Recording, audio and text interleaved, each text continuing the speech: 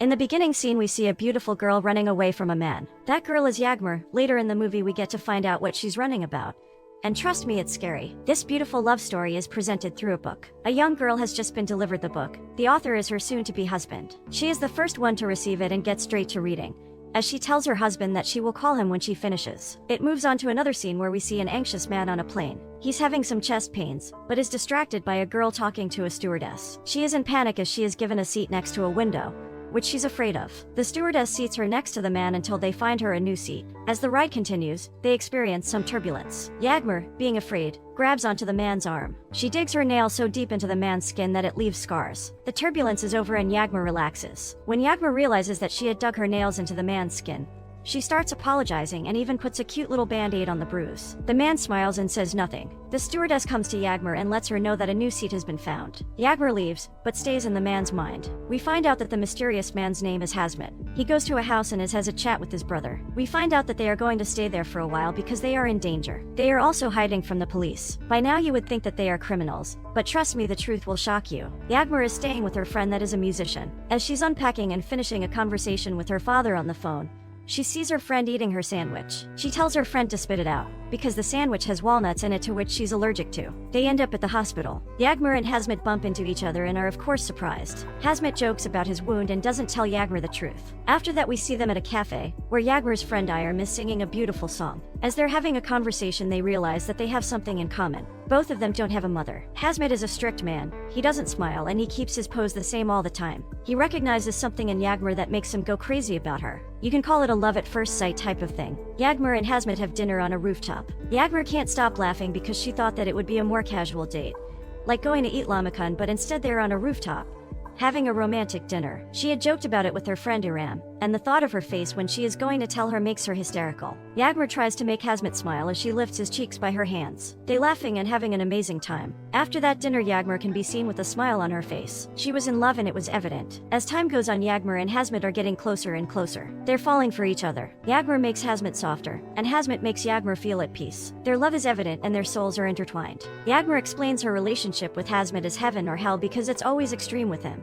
One night as they're cuddling Hazmat feels a sharp pain in his chest. Yagmur is clueless about it but tries to help. She heals his wounds as she touches them. We see a flashback, a bloody one. Hazmat is having something pulled out from his chest, which makes us believe that Hazmat was shot. He goes to have a run and Yagmur runs after him. They hug and all their pain goes away. Yagmur had become the cure to all Hazmat's wounds. A scene from the girl reading the book is shown. She is melting by the romance of the couple. Yagmur was helping Hazmat become himself again. Their love was blooming. She loved him and he loved her. Yagmur wants Hazmat to meet her father, but she has to meet his mother first. The scene cuts to the boys playing basketball and Yagmur sitting on a bench. Yagmur starts throwing up and that catches Hazmat's attention. As he's making sure she's alright, a car catches his eye. He realizes that he is being followed. Hazmat's brother is talking on the phone with his mom. Here we find out that someone named Hamza is coming to have a chat with Hazmat. Yagmur has been throwing up because she's pregnant. She reveals that to her friend. As she's talking to her, Hazmat's brother Tarek overhears the conversation. He calms Yagmur down and tells her that everything will be alright. Hamza is having a conversation with Hazmat when he receives a text from Tarek saying that Yagmur is pregnant.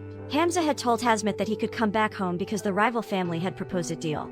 But he later realizes that Yagmur is the problem to a forever wanted peace between the families. Hamza has a call with the mother who tells him to get rid of her. It is the couple's anniversary. They go to the same place they went last year, on the rooftop. Yagmur gifts Hazmat a watch and he proposes to her. He tells her that when they go back he will have to deal with some business alone at first, but they would be together after some time. Yagmur accepts and she tells him that a surprise will be waiting for him when he comes back. They're both excited and happy. The ring is beautiful and it really suits Yagmur. When Hazmat goes back to his home, he finds out that he has to marry the rival family's daughter in order to stop the blood feud between them. Yagmur goes back to being a hairdresser. One day, she sees Tarek in the store. He invites her to come with him as he has a surprise for her. He takes her to an old beat-up place and that's when she meets Hamza. He tells her the whole plan and makes her have an abortion. He had arranged a doctor who was going to perform the surgery on her. Luckily, she escapes. The scene from the beginning is clear now as Yagmur is running for her life. She gets hit by a car and that's what saves her from having her baby killed. Tarek tells Hamza that the baby is gone, but that is a complete lie. He tells Yagmur to flee because she's in danger, and if she doesn't they'll have Hazmat killed. The two rivalry families sit down for a deal. The request is made and whoever doesn't agree with it should leave. Hazmat stands up to leave and of course all the guns are pointed at him. He makes it clear and says that they should wait for his response. He goes back to get Yagmur, but finds out that Hamza had told her to leave,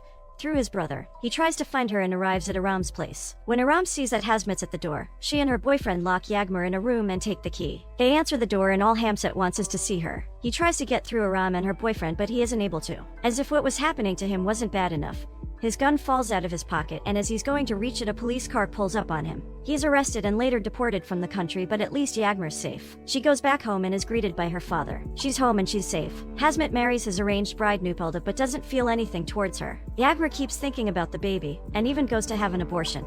But she isn't able to go through the process, as she can't murder her own child. She reveals to her father that she's pregnant, and he doesn't take it well. He doesn't want to speak to her and even tells her that she doesn't have a father anymore. If she wants to raise that kid, she could raise it somewhere else. Yagmur's devastated but doesn't want to give up yet. She will earn her father's approval with time. Time flies, but all Yagmur and Hazmat can think about is each other. Yagmur's belly has grown by now and she is expecting to give birth anytime soon. Her father still can't accept the fact that Yagmur's pregnant. He goes to his late wife's grave and asks her for advice. Yagmur tells him that he should accept her as she's carrying his grandchild. Yagmur's water breaks and she has to deliver the baby immediately. The baby is delivered by her father, right there in the graveyard. On the other side, we learn that Nupelda wants to have a child with Hazmat too. They have been trying, but it seems that Nupelda has a fertility problem. The married couple gets ready for a meeting that, let's just say, doesn't go quite as smooth. Nupelda tries to interfere with Hazmat's business and Hazmat doesn't take it well. As they're fighting, Hazmat receives a text from his trusted man that he has found Yagmur. Even though his life isn't well, he's happy that he finally found where Yagmur is. He goes to her house but is heartbroken when Yagmur tells him that she's married. Both Yagmur and Hazmat are devastated and want nothing else but to be with each other, which unfortunately isn't possible. Nupelda finds out about Yagmur and is very jealous.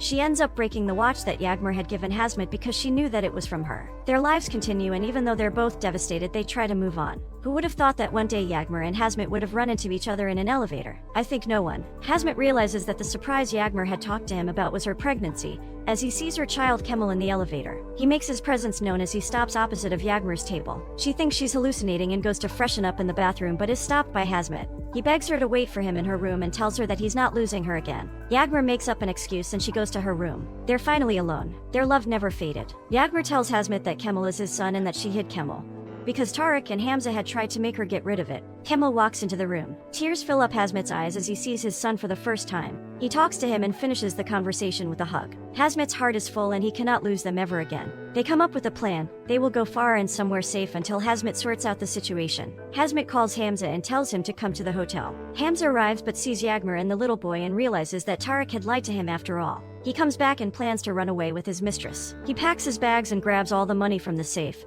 and calls the bank to empty all of his accounts in. As he's trying to run away, his wife is trying to stop him. He ends up pushing her off the stairs. She falls and lies in the blood of her own. He doesn't care for his wife and leaves her to die. Right as he's about to flee, Hazmat stops him. A scream is heard and Hazmat sees his sister lying unconscious on the ground. He takes Hamza to the beach and shoots him. When he comes back to Yagmur and his child, he's much stressed. He has a nightmare where Nupelda's brother shoots his son in the head. He wakes up even more afraid. He spends some time with his family, but of course everything is cut off when he receives a call from Nupelda's brother, who tells him that he was going to kill his brother if he doesn't come to them. Hazmat accepts his faith and says goodbye to his family. He arrives there and his brother is freed. He sits opposite of Nupelda as she's begging him to stay with her. Hazmat doesn't want her. He's in love with Yagmur. He asks her, if she shoots him, will the blood feud end? She confirms that the feud will only end that way if he doesn't stay with her. Hazmat ends up pulling the trigger on himself. The scene is cut to the girl closing the book while crying. Next we see a wedding. The girl reading the book was the bride, but who is the husband, you may ask? The husband is the author of the book and he is Kemal. He is the child of one of the most beautiful yet tragic stories. We see an older but still beautiful Yagmur. She imagines the young Hazmat in front of her and gets up to dance with him. The movie ends with Hazmat and Yagmur dancing as their young selves, proving that true love never ends.